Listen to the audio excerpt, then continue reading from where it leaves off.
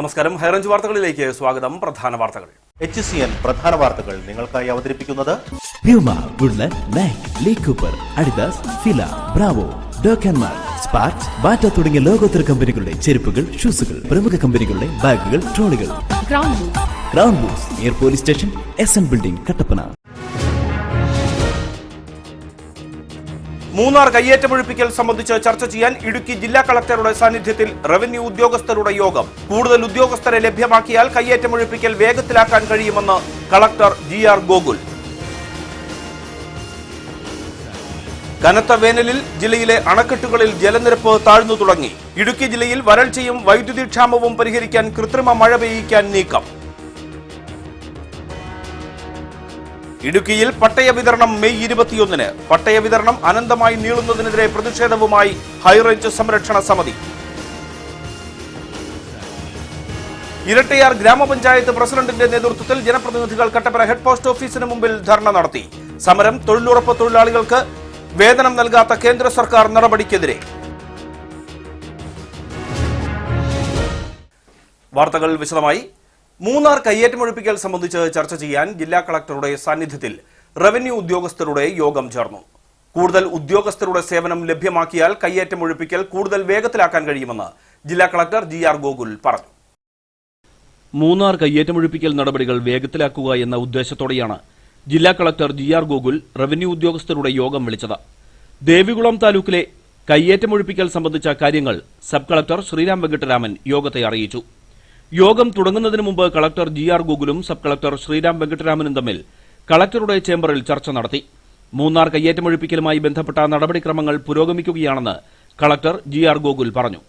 ഇപ്പോൾ പല റവന്യൂ ഉദ്യോഗസ്ഥരും പട്ടയമേളയുടെ തിരക്കിലാണ്. ഈ സാഹചര്യത്തിൽ ജില്ലയ്ക്ക് പുറത്തുനിന്ന് ഉദ്യോഗസ്ഥരെ എത്തിച്ചാൽ മാത്രമേ കയ്യേറ്റമൊഴിപ്പിക്കൽ കൂടുതൽ വേഗത്തിലാക്കാൻ കഴിയൂ എന്നും കളക്ടർ പറഞ്ഞു. 21-ാം തീയതി മുഖ്യമന്ത്രിയും റവന്യൂ മന്ത്രിയും തിരുവനന്തപുരത്ത് യോഗം വിളിച്ചിട്ടുണ്ട്.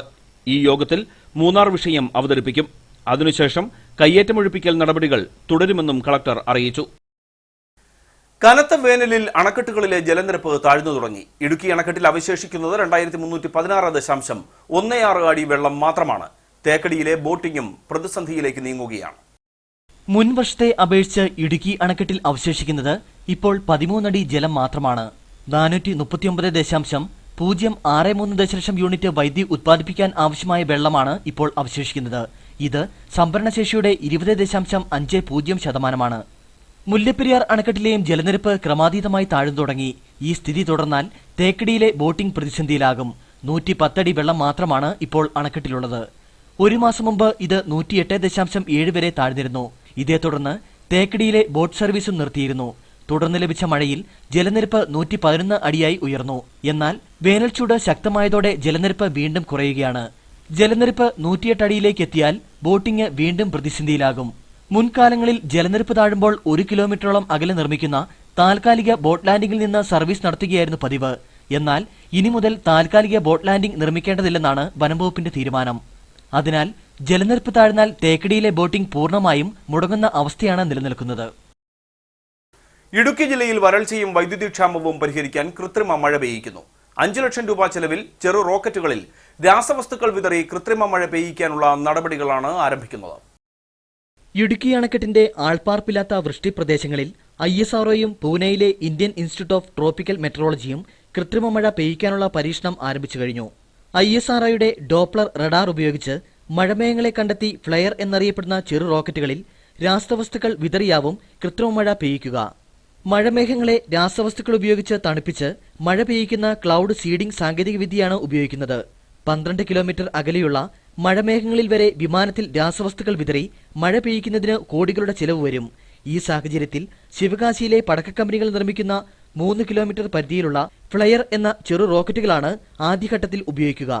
റിമോട്ട് കൺട്രോളിൽ പ്രവർത്തിക്കുന്ന ഫ്ലയറിന്റെ അഗ്രഭാഗത്ത് രാസവസ്തുക്കൾ ഘടിപ്പിച്ച് നിശ്ചിത ഉയരത്തിലെത്തുമ്പോൾ താഴ്ന്നു പറക്കുന്ന മേഘങ്ങളിൽ വിതറും. തുടർന്ന് 10 മിനിറ്റിനകം മഴ പെയ്യും. ഇതിനായി ഇടുക്കിയിലെ മഴമേഘങ്ങളെക്കുറിച്ച് 2 ആഴ്ചയായി ISRO ഉദ്യോഗസ്ഥർ നിരീക്ഷിക്കുകയാണ്. മഴമേഘങ്ങളാണോ എന്നും സാന്ദ്രത എത്രയാണെന്നുമുള്ള റിപ്പോർട്ട് 2 ആഴ്ചയ്ക്കകം ലഭിച്ചാലുടൻ കൃത്രിമ മഴ പെയ്യിക്കാൻ റോക്കറ്റുകൾ അയച്ചു തുടങ്ങും. ഇടുക്കിയിൽ പട്ടയ വിതരണം മെയ് 21-ന് നടക്കും. ആദ്യഘട്ടത്തിൽ 8,000 പേർക്ക് ഉപാധിരഹിത പട്ടയം നൽകും. ആദ്യഘട്ടമായി മുരിക്കാശ്ശേരിയിൽ 500, നെടുങ്കണ്ടത്ത് 2500, രാജകുമാരിയിൽ 1750, കട്ടപ്പനയിൽ 1500, ഇടുക്കിയിൽ 1000, കരിമണ്ണൂർ 350, പീരിമേട്ടിൽ 400 എന്നീ ക്രമത്തിലാണ് പട്ടയം നൽകുന്നത്. റവന്യൂ, വനം വകുപ്പ് ഉദ്യോഗസ്ഥരുടെ സംയുക്ത പരിശോധന പ്രകാരം തയ്യാറാക്കിയ പട്ടിക പ്രകാരമാണ് പട്ടയം വിതരണം ചെയ്യുന്നത്. 1977 ജനുവരി 1 മുമ്പ് ഭൂമിയിൽ താമസമാക്കിയ എല്ലാവർക്കും ഉപാധിരഹിത പട്ടയം നൽകും. 1964ലെയും 1993ലെയും ഭൂപതിവ് ചട്ടപ്രകാരമാണ് പട്ടയ വിതരണം നടത്തുന്നത്. പട്ടയ വിതരണത്തിൽ 2010 വരെയുള്ള അപേക്ഷകളാണ് പരിഗണിക്കുന്നതും. അതത് താലൂക്കിലെ രാഷ്ട്രീയ പാർട്ടി പ്രതിനിധികൾ, ജനപ്രതിനിധികൾ, ബന്ധപ്പെട്ട ഉദ്യോഗസ്ഥർ എന്നിവരുൾപ്പെട്ട ഭൂപതിവ് കമ്മിറ്റിയിൽ പട്ടയം നൽകേണ്ടവരുടെ പട്ടിക വായിച്ച് അംഗീകരിച്ച ശേഷമാണ് നടപടി. 5 താലൂക്ക് ഭൂപതിവ് കമ്മിറ്റിക്ക് പുറമെ 7 സ്പെഷ്യൽ ഭൂപതിവ് ഓഫീസുകളും പ്രവർത്തിക്കും. 2009 LDF സർക്കാർ വിതരണം ചെയ്തതുപോലെയുള്ള ഉപാധിരഹിത പട്ടയമാണ് നൽകുന്നതും. പട്ടയ വിതരണം അനന്തമായി നീളുന്നതിൽ പ്രതിഷേധിച്ച് സമരത്തിനൊരുങ്ങുകയാണ് ഹൈറേഞ്ച് സംരക്ഷണ സമിതി. പ്രഖ്യാപനങ്ങൾ സമയബന്ധിതമായി നടപ്പാക്കുന്നതിൽ സർക്കാർ ജാഗ്രത കാണിക്കണമെന്നും ഹൈറേഞ്ച് സംരക്ഷണ സമിതി general convener father Sebastian Kochupurakkal ആവശ്യപ്പെട്ടു. ഇടുക്കി ജില്ലയിലെ മുഴുവൻ ആളുകൾക്കും സമയബന്ധിതമായ പട്ടയം നൽകും എന്ന് തെരഞ്ഞെടുപ്പ് പ്രകടന പത്രികയിൽ സർക്കാർ ഇടതുപക്ഷ മുന്നണി പ്രഖ്യാപിച്ചിട്ടുള്ളതാണ്. ഇവിടുത്തെ ജനങ്ങൾ വളരെ പ്രതീക്ഷയോടെയാണ് ആ വാഗ്ദാനത്തെ കണ്ടിട്ടുള്ളത്. ആ പ്രതീക്ഷകൾക്ക് മങ്ങലേൽക്കുന്ന രീതിയിലുള്ള അനന്തമായി നീളുന്ന സാഹചര്യം ഒഴിവാക്കാൻ സർക്കാർ തയ്യാറാണ്. 10 chain, shop site settlement, allotment തുടങ്ങിയ വ്യത്യസ്ത മേഖലകൾക്ക് പട്ടയം നൽകുന്നതിനുള്ള നടപടിയും വേഗത്തിലാക്കണം. മൂന്നാർ വിവാദങ്ങളുടെ മറവിൽ പട്ടയ നടപടികൾ അട്ടിമറിക്കാൻ ഗൂഢശ്രമങ്ങൾ നടക്കുന്നുണ്ട്. സർക്കാരിന്റെ പ്രഖ്യാപനങ്ങൾ താമസിച്ചാൽ ശക്തമായ പ്രക്ഷോഭ പരിപാടികളുമായി മുന്നോട്ടു പോകാനാണ് ഹൈറേഞ്ച് സംരക്ഷണ സമിതിയുടെ തീരുമാനം. സർക്കാർ വന്നിട്ട് 1 വർഷമാകാൻ പോവുകയാണ്. 1 വർഷമായിട്ടും ഇതുവരെ പട്ടയങ്ങൾ കൊടുത്തു തുടങ്ങിയില്ല എന്ന് പറയുമ്പോൾ ഈ കാര്യത്തിൽ ജാഗ്രത കുറവുണ്ട്, വീഴ്ച വന്നിരിക്കുന്നത് തന്നെയാണ് കാണേണ്ടത്. അങ്ങനെ ഒരു സംശയം ഞങ്ങളുടെ ഭാഗത്തുണ്ട് എന്ന് പറഞ്ഞാൽ മൂന്നാറിലെ വിവാദങ്ങൾ ഉണ്ടാകുന്നു. ആ വിവാദങ്ങളുടെ പശ്ചാത്തലത്തിൽ പട്ടയ നടപടികൾ മന്ദീഭവിക്കുന്ന, ഇഴഞ്ഞു നീങ്ങുന്ന സാഹചര്യമുണ്ട്. ഇതും രണ്ടും കൂട്ടി യോജിപ്പിച്ച് കാണേണ്ട അവസ്ഥയിലാണ് ഞങ്ങൾ. പണ്ടും ഇങ്ങനെ സംഭവിച്ചിട്ടുണ്ട്. മൂന്നാറിനെ സംബന്ധിച്ച് മൂന്നാറിൽ കയ്യേറ്റങ്ങൾ നടക്കുന്നുണ്ടെങ്കിൽ തീർച്ചയായിട്ടും ഒഴിപ്പിക്കും. ദേശീയ തലത്തിൽ കാട്ടാനകളുടെ കണക്കെടുപ്പ് മെയ് 15 മുതൽ 19 വരെ നടക്കും. ഇതിന് മുന്നോടിയായുള്ള പരിശീലന പരിപാടിക്ക് തേക്കടിയിൽ തുടക്കമായി. മഹാരാഷ്ട്ര, ആന്ധ്ര, കർണാടക, തമിഴ്നാട്, ആൻഡമാൻ, കേരളം തുടങ്ങിയ സംസ്ഥാനങ്ങളിൽ നിന്നുമുള്ളവരാണ് 2 ദിവസം നീണ്ട പരിശീലന പരിപാടിയിൽ പങ്കെടുക്കുന്നത്. രാജ്യം മുഴുവൻ ഒരേ സമയത്ത് നടക്കുന്ന സർവേയിൽ സ്വീകരിക്കേണ്ട മാർഗനിർദ്ദേശങ്ങളാണ് ക്യാമ്പിൽ അവതരിപ്പിക്കുന്നത്. സർവേക്ക് ഉപയോഗിക്കുന്ന രീതികൾ, പങ്കാളിത്തം, ഉപകരണങ്ങൾ തുടങ്ങിയ കാര്യങ്ങൾ ചർച്ച ചെയ്യും.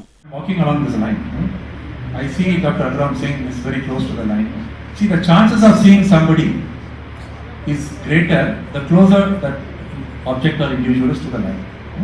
This is the basic principle and the probability. 5 വർഷം കൂടുമ്പോഴാണ് ഇത്തരത്തിൽ സംയോജിത കാട്ടാന സർവേ നടക്കുന്നത്. 2012ലാണ് അവസാനമായും സർവേ നടന്നത്. തുടർന്ന് അതാത് സംസ്ഥാനങ്ങളുടെ നേതൃത്വത്തിൽ വനംവകുപ്പ് ഉദ്യോഗസ്ഥർക്കും സന്നദ്ധ പ്രവർത്തകർക്കും പരിശീലനം നൽകും. Elephant survey used to happen after every 5 years. Last survey was happened in 2012. So this year again 2017 it will happen. This is a survey for the full state in Kerala, as well as these other states will be doing the same type of survey in their states, and then the number of elephants estimated population will be coming out. രാജ്യത്ത് നടക്കുന്ന കാട്ടാനകളുടെ കണക്കെടുപ്പിൽ ഏറ്റവും വലുതായിരിക്കും ഇത്. പിഴവുകൾ ഇല്ലാതെ survey പൂർത്തിയാക്കാനാണ് ഏവരുടെയും ശ്രമം.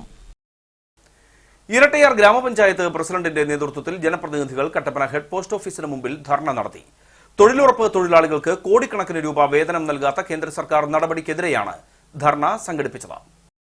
ഇരട്ടയാർ ഗ്രാമപഞ്ചായത്തിലെ പാവപ്പെട്ട തൊഴിലുറപ്പ് തൊഴിലാളികളോട് കേന്ദ്ര സർക്കാർ കാണിക്കുന്ന അവഗണനയ്ക്കെതിരെയാണ് ഭരണസമിതി അംഗങ്ങൾ ശക്തമായ പ്രതിഷേധവുമായി മുന്നിട്ടെത്തിയത്. ഇരട്ടയാർ ഗ്രാമപഞ്ചായത്തിൽ 1,3860 തൊഴിൽ ദിനങ്ങളിലായി മൊത്തം 3,47,68,860 രൂപയാണ് വേതനമായി ലഭിക്കാനുള്ളത്.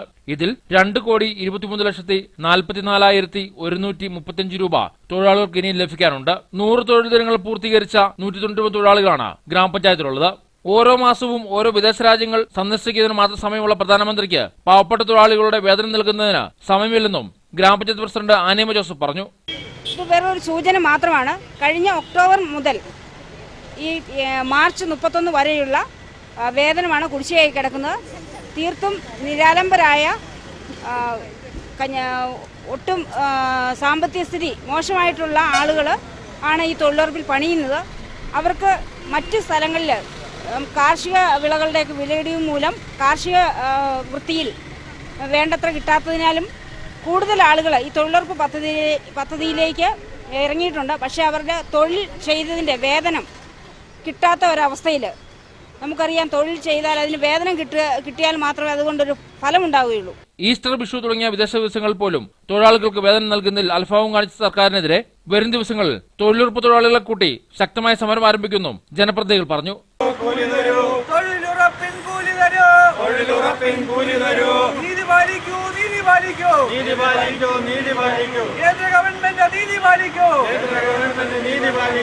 ധർണയിൽ വൈസ് പ്രസിഡന്റ് റജി ലിപ്പിൽക്കാട് അധ്യക്ഷനായിരുന്നു. വിവിധ സ്റ്റാൻഡിംഗ് കമ്മിറ്റി ചെയർമാൻമാരായ ജോസുകുട്ടി അരിപ്പറമ്പിൽ, ശ്രീകല PR, പ്രിയാമോൾ AM, ഭരണസമിതി അംഗം മോളി രാജൻ തുടങ്ങിയവർ സംസാരിച്ചു. രാജാക്കാട് 3 ഏക്കറിൽ വീണ്ടും കാട്ടാനയുടെ ആക്രമണം. കഴിഞ്ഞ ദിവസം കാട്ടാനകൾ കൂട്ടമായി എത്തി വാഴ അടക്കമുള്ള കാർഷിക വിളകൾ നശിപ്പിച്ചു. പ്രദേശത്തെ തോട്ടങ്ങളിൽ ജോലി പൂർണ്ണമായും നിർത്തിവച്ചിരിക്കുകയാണ്. കഴിഞ്ഞ ഒരാഴ്ച മുമ്പ് 300 ഏക്കറിലെത്തി നാശം വിതച്ച് കാട്ടിൽ കയറിയ കാട്ടാനയാണ് വീണ്ടും കൂട്ടമായി എത്തി പരിഭ്രാന്തി പരത്തി നാശം വിതയ്ക്കുന്നത്.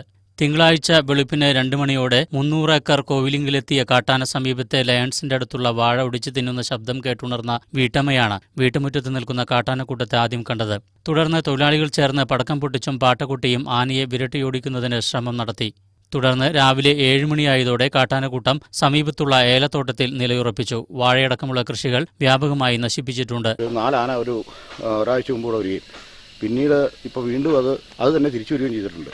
വളരെ ഭീതിയിലാണ് ജനങ്ങളും അതുപോലെ ഈ ലയത്തിലെ തൊഴിലാളികളും. കൃഷിക്കാരെന്ന് പറഞ്ഞു കഴിഞ്ഞാൽ ഇവിടെയുള്ള വാഴകളും മറ്റ് അനുബന്ധ കൃഷികളും എല്ലാം ആന നശിപ്പിച്ചുകൊണ്ടിരിക്കുകയാണ്. മറ്റു പ്രദേശങ്ങളെ അപേക്ഷിച്ച് തണുപ്പും പച്ചപ്പും നിറഞ്ഞു നിൽക്കുന്നതും ആവശ്യത്തിന് തീറ്റയും വെള്ളവും ഉള്ളതിനാലാണ് കാട്ടാനക്കൂട്ടം ഇവിടേക്ക് തിരിച്ചു വന്നിരിക്കുന്നത്. അതുകൊണ്ട് തന്നെ ഇവ ഇവിടെ തന്നെ തമ്പടിക്കുവാനാണ് സാധ്യത. രാജാക്കാട് ഗ്രാമപഞ്ചായത്തിന്റെ ഏറ്റവും ഉൾപ്രദേശമായ സ്ഥലമാണ് 300 ഏക്കർ. രാത്രിയിലടക്കം കാട്ടാനയുടെ ആക്രമണമുണ്ടായാൽ ഇവിടെ നിന്നും ഓടി രക്ഷപ്പെടുവാൻ പോലും കഴിയാത്ത അവസ്ഥയാണ്. വനംവകുപ്പ് ഉദ്യോഗസ്ഥരുടെ നേതൃത്വത്തിൽ കാട്ടാനക്കൂട്ടത്തെ കാട്ടിൽ കയറ്റിവിടുന്നതിന് വേണ്ട നടപടി സ്വീകരിക്കണമെന്നാണ് നാട്ടുകാരുടെ ആവശ്യം. 6 വയസ്സുകാരിയെ പീഡിപ്പിച്ച കേസിൽ 60 വയസ്സുകാരൻ വണ്ടിപ്പെരിയാറിൽ അറസ്റ്റിലായി. വണ്ടിപ്പെരിയാർ വള്ളക്കടവ് HTC സ്വദേശിയാണ് അറസ്റ്റിലായത്. 6 വയസ്സുകാരിയെ പീഡിപ്പിച്ച കേസിൽ വണ്ടിപ്പെരിയാർ പോലീസ് ഒരാളെ അറസ്റ്റ് ചെയ്തു. വള്ളക്കടവ് HPC സ്വദേശി 60 വയസ്സുള്ള സലീം എന്നയാളെയാണ് അറസ്റ്റ് ചെയ്തത്. കഴിഞ്ഞ കുറെ നാളുകളായി കുട്ടിയുടെ പിതാവിന്റെ കച്ചവടത്തിലെ സഹായിയായിരുന്നയാൾ പല തവണകളിലായി കുട്ടിയെ പീഡിപ്പിച്ചിരുന്നു. 2 ദിവസം മുൻപ് കുട്ടിക്ക് ശാരീരിക അസ്വസ്ഥത ഉണ്ടായതിനെ തുടർന്ന് കുട്ടിയുടെ മാതാപിതാക്കൾ ആശുപത്രിയിൽ എത്തിച്ചതോടെയാണ് പീഡന വിവരം പുറത്തറിയുന്നത്. തുടർന്ന് വണ്ടിപ്പെരിയാർ പോലീസ് പോസ്കോ നിയമപ്രകാരം കേസെടുത്ത് പ്രതിയെ പിടികൂടുകയായിരുന്നു. പിന്നീട് പ്രതിയെ പീരുമേട് കോടതിയിൽ ഹാജരാക്കി റിമാൻഡ് ചെയ്തു. കുമളി CI, വണ്ടിപ്പെരിയാർ ASI എന്നിവരടങ്ങിയ സംഘമാണ് പ്രതിയെ പിടികൂടിയത്. കുമളി എക്സൈസ് ചെക്ക് പോസ്റ്റ് വഴി കടത്താൻ ശ്രമിച്ച 420 ഗ്രാം കഞ്ചാവ് പിടികൂടി. കഞ്ചാവ് കൈവശം വെച്ച കൊച്ചി സ്വദേശിയെ അറസ്റ്റ് ചെയ്തു. കുമളി എക്സൈസ് ചെക്ക് പോസ്റ്റിൽ എക്സൈസ് ഇൻസ്പെക്ടർ EP സിബിയുടെ നേതൃത്വത്തിൽ ഇന്ന് രാവിലെ നടത്തിയ പരിശോധനയിലാണ് കഞ്ചാവുമായി വന്ന ഫോർട്ട് കൊച്ചി സ്വദേശി കുരുവിക്കാട്ട് അനൂപിനെ അറസ്റ്റ് ചെയ്തത്. ഇയാളുടെ പക്കൽ നിന്നും 420 ഗ്രാം ഉണക്ക കഞ്ചാവ് പിടികൂടി. കമ്പത്ത് നിന്ന് വാങ്ങി കൊച്ചിയിൽ ചില്ലറ വിൽപ്പനയ്ക്കായി കൊണ്ടുപോകുന്ന വഴിയാണ് ഇയാൾ പിടിയിലായത്. റെയ്ഡിൽ പ്രിവന്റീവ് ഓഫീസർമാരായ ഷാഫി അരവിന്ദാക്ഷൻ, വിപിൻ കുമാർ, സിവിൽ എക്സൈസ് ഓഫീസർമാരായ Azeez KS, Rajan KN, Aneesh MD എന്നിവർ പങ്കെടുത്തു. ഉപ്പുതറ കണ്ണമ്പടി മേമാരി നിവാസികളുടെ റോഡെന്ന സ്വപ്നത്തിന് ചിറക് മുളയ്ക്കുന്നു. ES ബിജിമോൾ MLA ഫണ്ട് അനുവദിച്ച റോഡിന് നിർമ്മാണ അനുമതി ലഭിച്ചു കഴിഞ്ഞു. കഴിഞ്ഞ ബജറ്റിലാണ് റോഡിനായി 20 കോടി രൂപ ഫണ്ട് അനുവദിച്ചത്. റോഡ് നിർമ്മാണത്തിനുള്ള AS-ഉം TS-ഉം കഴിഞ്ഞ ദിവസം ലഭിച്ചു. എങ്കിലും വനം വകുപ്പിന്റെ ഭാഗത്തുനിന്ന് എന്തെങ്കിലും തടസ്സം സൃഷ്ടിക്കുമോ എന്ന ആശങ്കയും ആദിവാസികൾക്കുണ്ട്. കൊച്ചി തേക്കടി സംസ്ഥാന പാതയിൽ നിന്ന് മേമാരിക്കുടി വരെ വീതി കൂട്ടി നിർമ്മിക്കാനാണ് 20 കോടി രൂപ അനുവദിച്ചിരിക്കുന്നത്. ഉപ്പുതറ പഞ്ചായത്തിലെ ആദിവാസി കുടിയാണ് കണ്ണമ്പടി. കണ്ണമ്പടി ആദിവാസി കോളനിയിലെ ഇനിയും വികസനം എത്തിച്ചേരാത്ത പ്രദേശമാണ് മേമാരി. വൈദ്യുതിയും ഗതാഗത സൗകര്യവും ഇവിടുത്തെ 85 കുടുംബങ്ങൾക്ക് സ്വപ്നം മാത്രമായിരുന്നു. അരനൂറ്റാണ്ടായി വികസനം എന്തെന്നറിയാതെ ദുരിത ജീവിതം നയിച്ച ആദിവാസി കുടുംബങ്ങളുടെ ദുരിതത്തിന് റോഡ് നിർമ്മിച്ചാൽ അറുതിയാകും. 20 കോടി രൂപയാണ് അനുവദിച്ചിരിക്കുന്നത്. വളവോട് മുതൽ മേമാരി വരെ 20 കിലോമീറ്റർ ദൂരം റോഡിന് 20 കോടി രൂപ ബഡ്ജറ്റിൽ ഉൾപ്പെടുത്തിയിട്ടുണ്ട്. അതിൽ ഫസ്റ്റ് റീച്ച് എന്ന നിലയ്ക്ക് 5 കോടി രൂപ വരുന്നു. വളവോടുന്ന് പുന്നപ്പാറ വരെ 12 കിലോമീറ്റർ ദൂരം ഫസ്റ്റ് റീച്ച് ഇപ്പോൾ പണി ആരംഭിക്കുന്നുണ്ട്. മേമാരിക്കാരുടെ എല്ലാം സ്വപ്നമായിരുന്നു ഈ റോഡ്. വളരെ യാത്രാ ദുരിതം നേരിടുന്ന ഒരു പ്രദേശമാണ് മേമാരി കണ്ണമ്പടി ഭാഗം അവിടെയുള്ളവരുടെ സ്വപ്നം സഫലീകരിക്കുകയാണ്. സമ്പൂർണ്ണ വൈദ്യുതീകരണത്തിന് ഫണ്ട് അനുവദിച്ചെങ്കിലും വനം വകുപ്പ് അനുമതി നൽകാൻ വൈകിയതിനാൽ താമസിച്ചു. കഴിഞ്ഞ ദിവസം ട്രാൻസ്ഫോമർ ചാർജ് ചെയ്തിരുന്നു. ഒരാഴ്ചയ്ക്കുള്ളിൽ 85 കുടുംബങ്ങൾക്കും വൈദ്യുതി കണക്ഷൻ നൽകാനാകുമെന്നാണ് പ്രതീക്ഷ. ജില്ലയിലെ തന്നെ വികസന കാര്യങ്ങളിൽ മികച്ച പഞ്ചായത്ത് വാഴത്തോപ്പ് പഞ്ചായത്താണെന്ന് advocate Joice George M P. Vazhathoppu പഞ്ചായത്തിൽ മുളകുവള്ളിയിൽ ഗ്രാമസഭ ഉദ്ഘാടനം ചെയ്ത് സംസാരിക്കുകയായിരുന്നു അദ്ദേഹം. LDF പിന്തുണയോടെ ഹൈറേഞ്ച് സംരക്ഷണ സമിതി ഭരിക്കുന്ന മരിയാപുരം പഞ്ചായത്തിനേക്കാൾ മുൻപിലാണ് വാഴത്തോപ്പ് ഗ്രാമപഞ്ചായത്ത് എന്ന് ഇടുക്കി MP അഡ്വക്കേറ്റ് ജോയിസ് ജോർജ് അഭിപ്രായപ്പെട്ടു. വാഴത്തോപ്പിലെ ഗതാഗത സൗകര്യം ഉൾപ്പെടെയുള്ള വികസന കാര്യങ്ങൾ ചൂണ്ടിക്കാട്ടിയാണ് MP സംസാരിച്ചത്. ഇടുക്കി ജില്ലയിലെ മറ്റു പഞ്ചായത്തുകളിൽ നിന്ന് വ്യത്യസ്തമായിരിക്കും നമ്മൾ ജില്ലാ ആസ്ഥാനം സ്ഥിതി ചെയ്യുന്ന പഞ്ചായത്താണ്. നമ്മുടെ പഞ്ചായത്തിൽ മറ്റ് പല പഞ്ചായത്തുകളുമായി നമുക്ക് താരതമ്യം ചെയ്യുന്നു വികസന കാര്യങ്ങളിലൊക്കെ നമ്മൾ കുറച്ച് മുമ്പിലാണ് എന്ന് നമുക്ക് സമ്മതിക്കേണ്ടത്. ഞാൻ ബാക്കിയുള്ള എല്ലാ സ്ഥലത്തും പോകുന്നതുകൊണ്ടാണ് പറയുന്നത്. അപ്പോൾ മരിയാപുരം പഞ്ചായത്തുമായി താരതമ്യം ചെയ്താൽ മരിയാപുരത്തേക്കാൾ വളരെ മുന്നിലാണ് വികസന കാര്യങ്ങൾ വാഴത്തോപ്പ് പഞ്ചായത്ത്. പ്രസിഡന്റ് ആൻസി തോമസ് അധ്യക്ഷത വഹിച്ചു. Ward member Rincy Siby, block panchayat അംഗം ജോർജ് വട്ടപ്പാറ, റീത്ത സൈമൻ, അസിസ്റ്റന്റ് സെക്രട്ടറി സബൂറ ബീബി തുടങ്ങിയവർ സംസാരിച്ചു. Kerala state service pensioners union Kattappana block കമ്മിറ്റിയുടെ നേതൃത്വത്തിൽ കട്ടപ്പന SBI ശാഖ ഉപരോധിച്ചു. നോട്ട് പ്രതിസന്ധി പരിഹരിക്കണമെന്നാവശ്യപ്പെട്ടാണ് ഉപരോധ സമരം സംഘടിപ്പിച്ചത്. കേന്ദ്ര സർക്കാരിന്റെ നോട്ട് പിൻവലിക്കുന്നതിനെ തുടർന്ന് സമസ്ത മേഖലയും പ്രതിസന്ധി നേരിടുകയാണ്. നോട്ട് പ്രതിസന്ധിക്ക് അടിയന്തര പരിഹാരം കാണണമെന്നാവശ്യപ്പെട്ടാണ് Kerala state service pensioners union Kattappana block കമ്മിറ്റിയുടെ നേതൃത്വത്തിൽ കട്ടപ്പന SBI ബാങ്കിന് മുമ്പിൽ ധർണ നടത്തിയത്. Kerala state bank service pensioners union ജില്ലാ പ്രസിഡന്റ് K. ശശീന്ദ്രൻ സമരം ഉദ്ഘാടനം ചെയ്തു. ഡിസംബർ 31 കൊണ്ട് ഇതിനെല്ലാം ശാശ്വതമായ ഒരു പരിഹാരം ഉണ്ടാക്കും എന്നന്ന് ഇന്ത്യയിലെ പ്രധാനമന്ത്രി നമ്മോട് വാക്ക് തന്നിരുന്നു. പക്ഷേ ഡിസംബർ 31 കഴിഞ്ഞ് വീണ്ടും 4 മാസമായി. ഇതുവരെ അത് പരിഹരിക്കുന്നതിന് കഴിഞ്ഞിട്ടില്ല. ആദ്യമൊക്കെ ട്രഷറിയിലെ പെൻഷൻകാർക്കും അതുപോലെ തന്നെ മറ്റ് ശമ്പളം വാങ്ങിക്കുന്ന ആളുകൾക്കുമെല്ലാം അവരുടെ ബില്ല് കൊടുത്തു കഴിഞ്ഞാൽ ഒരു ആഴ്ചയിൽ 24,000 രൂപ പരിമിതപ്പെടുത്തിയിരുന്നു.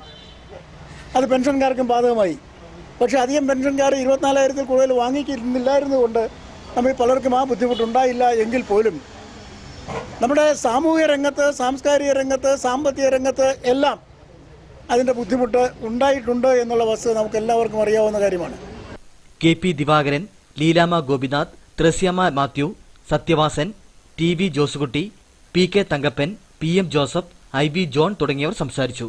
സമരത്തിന് മുന്നോടിയായി പ്രവർത്തകർ കട്ടപ്പന അശോക ജംഗ്ഷനിൽ നിന്നും പ്രതിഷേധ പ്രകടനവും നടത്തി. തങ്കമണി പാറത്തോട്ടിൽ ഫുട്ബോൾ കോച്ചിംഗ് ക്യാമ്പ് ആരംഭിച്ചു. Roshi Augustine MLA coaching camp ഉദ്ഘാടനം ചെയ്തു.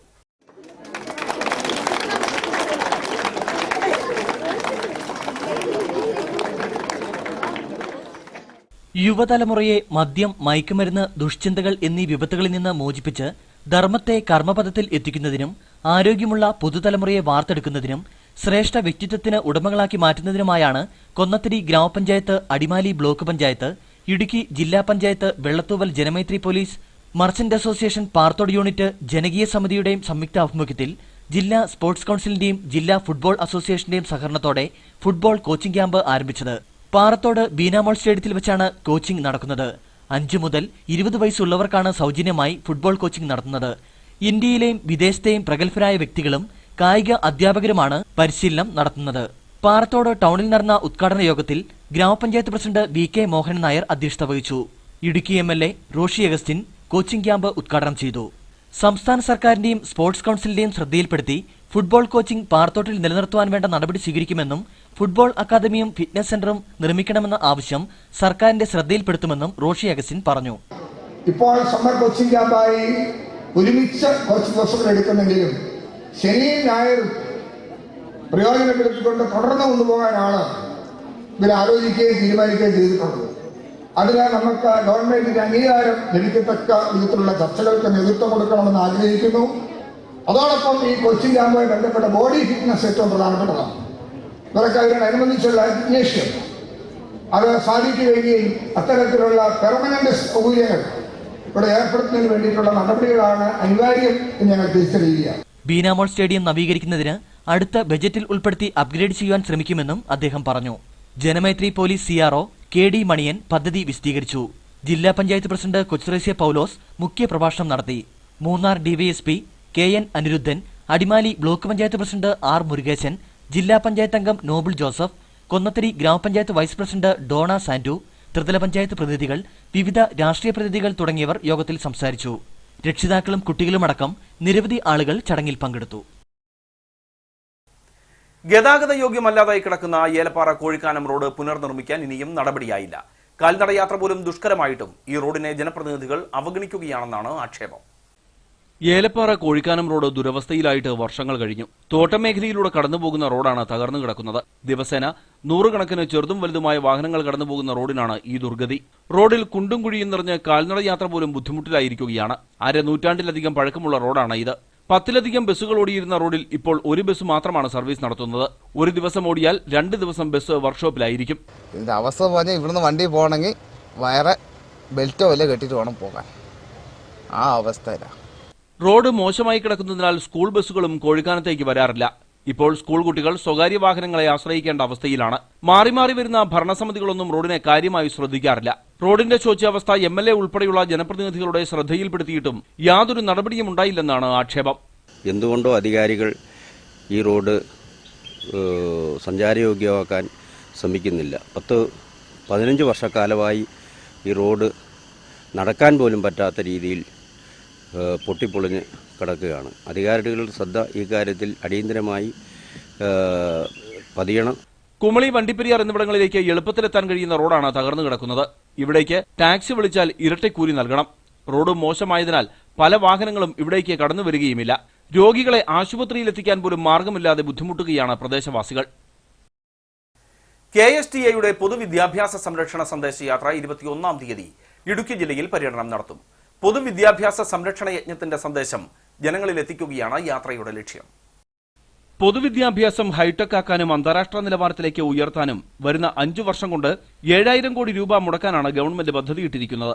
ഇതിന്റെ ഭാഗമായി ഇടുക്കി ജില്ലയിലെ 15 സ്കൂളുകൾ ഹൈടെക് ആക്കാനുള്ള പ്രവർത്തനങ്ങൾ തുടങ്ങിക്കഴിഞ്ഞു. പൊതുവിദ്യാഭ്യാസ സംരക്ഷണ യജ്ഞത്തിന്റെ ഗുണഭോക്താക്കളായ കുട്ടികളോടും രക്ഷിതാക്കളോടും ഇതര സമൂഹത്തോടും ഇക്കാര്യം ചർച്ച ചെയ്യുകയാണ് ജാഥയുടെ ലക്ഷ്യം. KSTA കലാവേദിയുടെ നേതൃത്വത്തിലുള്ള കലാജാഥ ഇതോടൊപ്പമുണ്ട്. സംഗീതശില്പം, നാടകം, ഓട്ടൻതുള്ളൽ, ചാക്യാർകൂത്ത് എന്നീ ഇനങ്ങൾ ഉൾക്കൊള്ളുന്നതാണ് കലാജാഥ. സാധാരണ ജനങ്ങളിൽ എത്തിക്കുന്നതിന് വേണ്ടി കേരള സ്കൂൾ ടീച്ചേഴ്സ് അസോസിയേഷൻ 2 ജാഥകൾ സംസ്ഥാനത്ത് സംഘടിപ്പിച്ചിട്ടുണ്ട്. പൊതുവിദ്യാഭ്യാസ സംരക്ഷണ യജ്ഞത്തിന് കരുത്ത് പകരുക എന്നാണ് ഞങ്ങൾ ഈ ജാഥയിലൂടെ വിളംബരം ചെയ്യുന്നത്. അതിൻ്റെ ഭാഗമായി വടക്ക് നിന്നും തെക്ക് നിന്നും 2 ജാഥകൾ 16-ാം തീയതി പര്യടനം ആരംഭിച്ചു. 22-ാം തീയതി തൃശ്ശൂരിൽ 2 ജാഥകളും സംഗമിക്കും. KSTA സംസ്ഥാന പ്രസിഡന്റ് KJ ഹരികുമാർ ക്യാപ്റ്റനായും PD ശ്രീദേവി വൈസ് ക്യാപ്റ്റനും KP സന്തോഷ് കുമാർ മാനേജറുമായ ജാഥയ്ക്ക് 21-ാം തീയതി രാവിലെ 9:30 പീരുമേട്ടിലും 10:30 കട്ടപ്പനയിലും 11:30 ചെറുതോണിയിലും 3:30 തൊടുപുഴയിലും സ്വീകരണം നൽകും. സ്വീകരണം വിജയിപ്പിക്കുന്നതിന് സ്വാഗത സംഘത്തിന്റെ നേതൃത്വത്തിലുള്ള പ്രവർത്തനങ്ങൾ പൂർത്തിയായി വരുന്നതായി ഭാരവാഹികൾ അറിയിച്ചു. വാർത്താസമ്മേളനത്തിൽ KSTA സംസ്ഥാന എക്സിക്യൂട്ടീവ് അംഗം PK സുധാകരൻ, ജില്ലാ പ്രസിഡന്റ് KR ഷാജി, ജില്ലാ treasurer M Ramesh, joint secretary Girijakumari, ജില്ലാ കമ്മിറ്റി അംഗം രാധാകൃഷ്ണൻ ചെട്ടിയാർ, കട്ടപ്പന സബ് ജില്ലാ സെക്രട്ടറി അഭയദേവ് എന്നിവർ പങ്കെടുത്തു. വാത്തിക്കുടി പെരുന്തൊട്ടി നിവാസികളുടെ കുടിവെള്ളക്ഷാമത്തിന് പരിഹാരമായി. വർഷങ്ങളായി പ്രവർത്തനരഹിതമായി കിടന്ന കുഴൽക്കിണർ ഗ്രാമപഞ്ചായത്ത് അംഗത്തിന്റെ നേതൃത്വത്തിൽ അറ്റകുറ്റപ്പണി നടത്തി ഉപയോഗപ്രദമാക്കി. അതിരൂക്ഷമായ കുടിവെള്ളക്ഷാമം അനുഭവപ്പെടുന്ന തോപ്രാങ്കുടി പെരുന്തൊട്ടി മേഖലയിലെ കുഴൽക്കിണർ 8 വർഷത്തോളമായി ഉപയോഗശൂന്യമായിരുന്നു. വാത്തിക്കുടി ഗ്രാമപഞ്ചായത്ത് അംഗം ഷാജി കിഴക്കേത്തോട്ടത്തിന്റെ നേതൃത്വത്തിലാണ് കുഴൽക്കിണർ അറ്റകുറ്റപ്പണികൾ നടത്തി ഉപയോഗയോഗ്യമാക്കിയത്. കനോക്കുന്ന് വാർഡിലുള്ള രണ്ട് കുഴൽക്കിണർ നവീകരിക്കാനും അതിനനുസരിച്ച് ഈ പ്രദേശങ്ങൾ പ്രകാശ പെരുന്തൊട്ടി മേഖലയുടെ കുടിവെള്ളക്ഷാമം പരിഹരിക്കാനും സാധിച്ചതിൽ വളരെ സന്തോഷമാണ്. ഇത്തരത്തിൽ ഉപയോഗശൂന്യമായ 8ഓളം കുഴൽക്കിണറുകൾ പ്രവർത്തനയോഗ്യമാക്കുവാൻ കഴിഞ്ഞതായും ഷാജി കിഴക്കേത്തോട്ടം പറഞ്ഞു. കട്ടപ്പനയിൽ വർക്ക്ഷോപ്പിൽ നിർത്തിയിട്ടിരുന്ന വാഹനത്തിന് നേരെ സാമൂഹ്യവിരുദ്ധരുടെ ആക്രമണം. കട്ടപ്പന ഓക്സിലിയം ജംഗ്ഷന് സമീപം വർക്ക്ഷോപ്പിൽ നിർത്തിയിട്ടിരുന്ന വാഹനത്തിന്റെ മുൻവശത്തെ ഗ്ലാസ് സാമൂഹ്യവിരുദ്ധർ നശിപ്പിച്ചു. കട്ടപ്പന ഓക്സിലിയം ജംഗ്ഷനിൽ പ്രവർത്തിക്കുന്ന ജ്യോതി എഞ്ചിനീയറിംഗ് വർക്ക്ഷോപ്പിൽ പണിതുകൊണ്ടിരുന്ന സ്കൂൾ ബസ്സിന് നേരെയാണ് സാമൂഹ്യവിരുദ്ധർ അതിക്രമം കാട്ടിയത്. ബസിന്റെ മുൻവശത്തെ ഗ്ലാസ് കല്ലിനിടിച്ച് പൊട്ടിക്കുകയും കേടുപാട് വരുത്തുകയും ചെയ്തു. കഴിഞ്ഞ വർഷവും ഇത്തരത്തിൽ വാഹനങ്ങളുടെ ചില്ല് തകർക്കുകയും ബ്രേക്ക് അഴിച്ചുവിടുകയും ചെയ്ത സംഭവവും നടന്നിട്ടുണ്ട്. നമ്മുടെ ഈ വർക്ക്ഷോപ്പിലെ എല്ലാ വെക്കേഷൻ സമയത്തും നമ്മൾ സ്കൂൾ വണ്ടികളൊക്കെ പണിയുന്നതാണ്. അപ്പോൾ ആ ടൈമിൽ കഴിഞ്ഞ വർഷം തന്നെ ഈ വണ്ടിയുടെ ഇതുപോലെ തന്നെ ഡീസൽ ഊറ്റുകയും അതുപോലെ തന്നെ ബ്രേക്കിൻ്റെ പൈപ്പൊക്കെ വലിച്ചു പറിച്ചിടുകയൊക്കെ ചെയ്ത സംഭവങ്ങളുണ്ടായി. ചെറിയ ക്വാർട്ടർ ഗ്ലാസ് മുറിച്ച് കളയുകയും ഇതെല്ലാം ചെയ്തിട്ടുണ്ട്. അതുപോലെ തന്നെ ഈ സമയത്തും ഒരു വണ്ടിയുടെ ഇപ്പം ഫ്രണ്ട് ഗ്ലാസ് പൂർണ്ണമായിട്ട് തല്ലി തകർത്തത് ഇട്ടിരിക്കുകയാണ്. അപ്പം നിരന്തരം ഇങ്ങനെ വരുന്ന സാഹചര്യത്തിൽ നമ്മൾ കട്ടപ്പന പോലീസിലെ കേസ് ഇന്നലെ തന്നെ കേസ് കൊടുത്തിട്ടുണ്ട്. സംഭവവുമായി ബന്ധപ്പെട്ട് വർക്ക്ഷോപ്പ് ഉടമ ടി വേലായുധൻ കട്ടപ്പന പോലീസിൽ പരാതി നൽകി. ചെമ്പകപ്പാറ ശ്രീനാരായണ ഗുരുദേവ ക്ഷേത്രത്തിൽ പ്രതിഷ്ഠാ വാർഷിക തിരുവുത്സവത്തിന് ഏപ്രിൽ 21-ന് കൊടിയുയരും. പതിവ് ക്ഷേത്ര ചടങ്ങുകൾക്കൊപ്പം കാവടി ഘോഷയാത്രയും ഉണ്ടായിരിക്കുമെന്ന് ക്ഷേത്രം ഭാരവാഹികൾ അറിയിച്ചു. 1724 നമ്പർ ചെമ്പകപ്പാറ SNDP ശാഖയുടെ നേതൃത്വത്തിലുള്ള ചെമ്പകപ്പാറ ശ്രീനാരായണ ഗുരുദേവ ക്ഷേത്രത്തിലെ 18ാമത് പ്രതിഷ്ഠാ വാർഷിക തിരുവുത്സവം ഏപ്രിൽ 21, 22 തീയതികളിൽ പൂർവാധികം ഭംഗിയായി വിവിധ പരിപാടികളോടെ നടക്കുമെന്ന് ശാഖ മാനേജിംഗ് കമ്മിറ്റി അറിയിച്ചു. ഇതിന്റെ ഭാഗമായി ക്ഷേത്രാചാര ചടങ്ങുകൾ, ഉത്സവ സദസ്സ്, പഠന ക്ലാസ്, താലപ്പൊലി ഘോഷയാത്ര, കാവടി ഘോഷയാത്ര, ഉത്സവ സന്ദേശം ഇത്യാദി പരിപാടികളാണ് പ്ലാൻ ചെയ്തിരിക്കുന്നത്.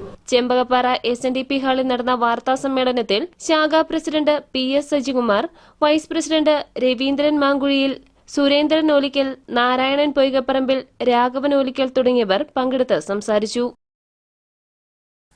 തൊടുപുഴ ശ്രീകൃഷ്ണസ്വാമി ക്ഷേത്രത്തിൽ ഉത്സവത്തിന് നാളെ കൊടിയേറും. ഉത്സവത്തിന്റെ ഒരുക്കങ്ങൾ പൂർത്തിയായതായി ക്ഷേത്രം കമ്മിറ്റി ഭാരവാഹികൾ വാർത്താസമ്മേളനത്തിൽ അറിയിച്ചു. നാളെ വൈകിട്ട് 8 മണിക്ക് കാവനാട്ട് പരമേശ്വരൻ നമ്പൂതിരിയുടെ മുഖ്യ കാർമ്മികത്വത്തിൽ കൊടിയേറുന്നതോടെ ഉത്സവത്തിന് തുടക്കമാകും. ഉത്സവത്തോടനുബന്ധിച്ച് ഓരോ ദിവസവും ഓരോ മേളപ്രമാണിമാരുടെ നേതൃത്വത്തിൽ മേളങ്ങൾ നടക്കും. ക്ഷേത്രകലകളെ മുൻനിർത്തിയുള്ള കലാപരിപാടികൾ പുതിയതായി പണിതീർത്ത സ്റ്റേജിൽ അരങ്ങേറും. നാനാ ഭാഗത്തുനിന്നും വരുന്ന ജനങ്ങളെ ഉൾക്കൊള്ളാൻ മാത്രമുള്ള സംവിധാനങ്ങൾ നമ്മളിവിടെ ഒരുക്കിയിട്ടുണ്ട്. ക്ഷേത്രോത്സവത്തിൽ പങ്കെടുക്കുന്ന മുഴുവൻ ഭക്തജനങ്ങൾക്കും ഭക്ഷണത്തിനുള്ള സൗകര്യം സജ്ജമാക്കിയതായും ഭാരവാഹികൾ അറിയിച്ചു. കട്ടപ്പന അമ്പലക്കവല നാഷണൽ ലൈബ്രറിയെ ഇടുക്കി താലൂക്ക് റഫറൻസ് ലൈബ്രറിയാക്കി ഉയർത്തി. റഫറൻസ് ലൈബ്രറിയുടെ പ്രവർത്തനോദ്ഘാടനം മുനിസിപ്പൽ കൌൺസിലർ ജോയി വെട്ടിക്കുഴി നിർവഹിക്കും. നാളെ വൈകിട്ട് 5 മണിക്ക് നടക്കുന്ന യോഗത്തിൽ ലൈബ്രറി പ്രസിഡന്റ് വിലാസിനി തങ്കച്ചൻ അധ്യക്ഷയായിരിക്കും. ബദിരർക്കുള്ള യഹോവയുടെ സാക്ഷികളുടെ സർക്കിട്ട് സമ്മേളനം ഏപ്രിൽ 23-ന് കോട്ടയം മാമൻ മാപ്പിള ഹാളിൽ നടക്കും. രാവിലെ 9:40 മുതൽ 4 വരെ നടക്കുന്ന കൺവെൻഷന് പ്രവേശനം സൗജന്യമായിരിക്കുമെന്ന് ഭാരവാഹികൾ അറിയിച്ചു. ഇനി നേർക്കാഴ്ചയിലേക്ക്.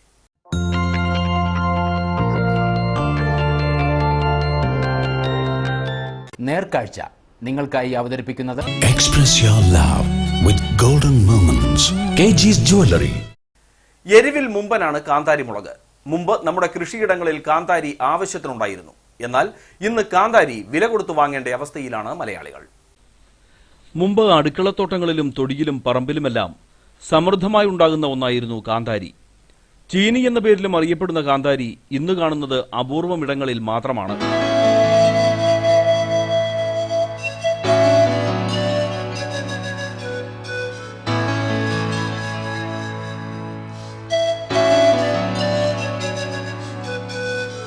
കറികൾക്കും പുഴുക്കുകൾക്കും അത്യന്താപേക്ഷിതമായ ഒന്നാണ് കാന്താരി. കറികൾക്ക് എരിവ് പകരുന്ന കാര്യത്തിൽ കാന്താരി തന്നെയാണ് മുന്നിൽ. വലിപ്പത്തിൽ കുഞ്ഞനാണെങ്കിലും എരിവിലും ഗുണത്തിലും മുന്നിലുള്ള കാന്താരിയെ ഇന്ന് മലയാളി കൈവിട്ടു. കാന്താരി കൃഷി ഉപേക്ഷിച്ച മലയാളി ഇന്ന് കാന്താരി മാർക്കറ്റിൽ നിന്ന് വാങ്ങേണ്ട അവസ്ഥയിലെത്തി.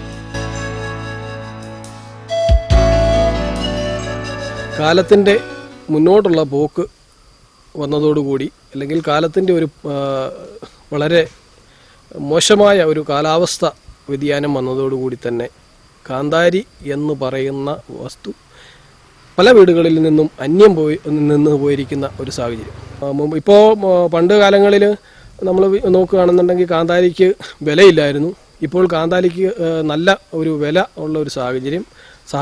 സാധനം കിട്ടാനില്ല, അല്ലെങ്കിൽ നമുക്ക് സുലഭമായിട്ട് ലഭിക്കാനില്ലാത്തൊരു കുറവ് ഉണ്ട്.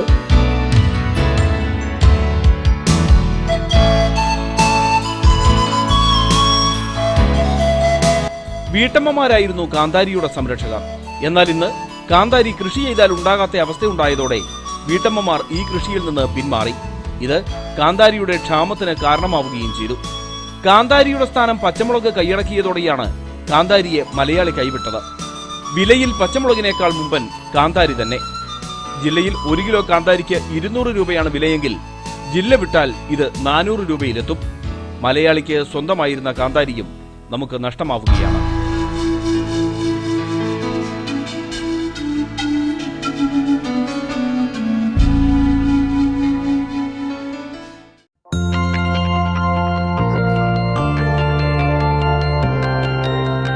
നേർക്കാഴ്ച നിങ്ങൾക്കായി അവതരിപ്പിച്ചത് KG's Jewelry, കോട്ടയം കട, കട്ടപ്പന, തൊടുപുഴ, അടിമാലി, നെടുങ്കണ്ടം, ചെറുതോണി.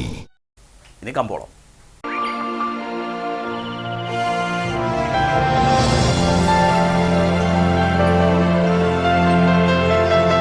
കമ്പോളം നിങ്ങൾക്കായി അവതരിപ്പിക്കുന്നത് KG's Jewelry, കോട്ടയം കട, കട്ടപ്പന, തൊടുപുഴ, അടിമാലി, നെടുങ്കണ്ടം, ചെറുതോണി. കുറ്റടി സ്പൈസസ് പാർക്കിൽ ഇന്ന് നടന്ന വണ്ടൻമേട് ഗ്രീൻ ഗോൾഡ് കാർഡമം ഏലക്കാലയിലെ വിവരം. ആകലോട്ട് 256, വിൽപ്പനയ്ക്ക് വന്നത് 48,521, വിൽപ്പന നടന്നത് 48,416.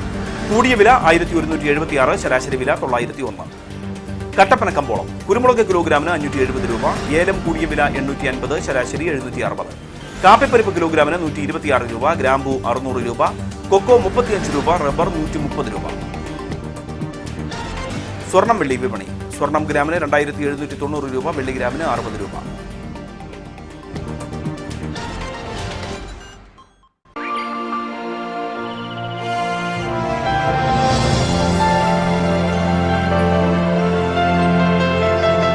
കമ്പോളം നിങ്ങൾക്കായി അവതരിപ്പിക്കുന്നത് KG's Jewelry, കോട്ടയം കട, കട്ടപ്പന, തൊടുപുഴ, അടിമാലി, നെടുങ്കണ്ടം, ചെറുതോണി. പ്രധാന വാർത്തകൾ വീണ്ടും. HCN പ്രധാന വാർത്തകൾ നിങ്ങൾക്കായി അവതരിപ്പിക്കുന്നത് Puma, Woodland, Nike, Lee Cooper, Adidas, Fila, Bravo, ഡോക്കൻമാർ, സ്പാർക്സ്, ബാറ്റ തുടങ്ങിയ ലോകോത്തര കമ്പനികളുടെ ചെരുപ്പുകൾ, ഷൂസുകൾ, പ്രമുഖ കമ്പനികളുടെ ബാഗുകൾ, ട്രോളികൾ. Ground Boots near police station, SN building, Kattappana. Munnar കയ്യേറ്റമൊഴിപ്പിക്കൽ സംബന്ധിച്ച് ചർച്ച ചെയ്യാൻ ഇടുക്കി ജില്ലാ കളക്ടറുടെ സാന്നിധ്യത്തിൽ റവന്യൂ ഉദ്യോഗസ്ഥരുടെ യോഗം. കൂടുതൽ ഉദ്യോഗസ്ഥരെ ലഭ്യമാക്കിയാൽ കയ്യേറ്റമൊഴിപ്പിക്കൽ വേഗത്തിലാക്കാൻ കഴിയുമെന്ന് കളക്ടർ GR ഗോകുൽ.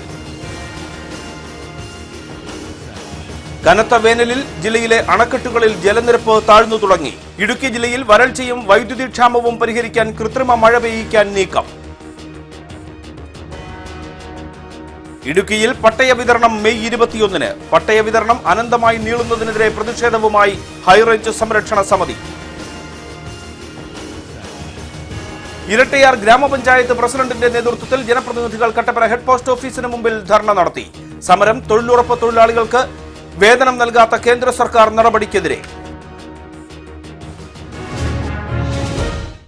വാർത്തകൾ കഴിഞ്ഞു. നമസ്കാരം.